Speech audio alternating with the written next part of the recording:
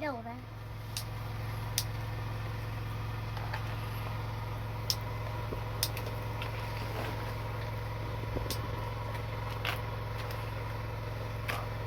Chuẩn bị thị sát thôi. Mày nói linh tinh. Đứng. Bông rồi. Để cứ để cho bông chơi đi.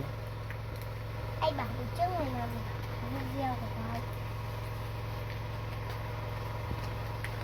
Bây giờ tao làm cái video của tao. Đừng. Anh bảo mày làm học cái video của tao. Ở ra. Im đi. Bố kìa. Rồi ok. Đi ra, đi ra. Đi ra.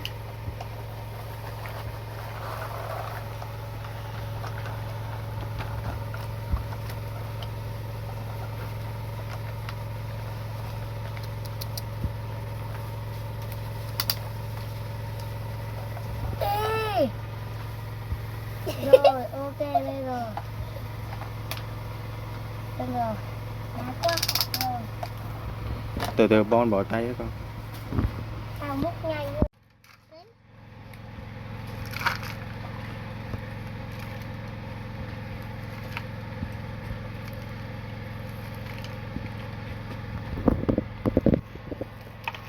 Hết cát rồi đây này.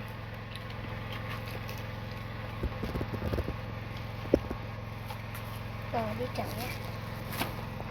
Đi chợ. Rồi sang ra.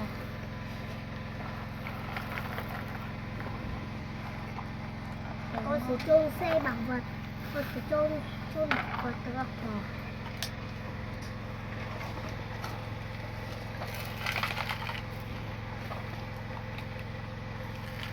Con sẽ dè lên nhanh.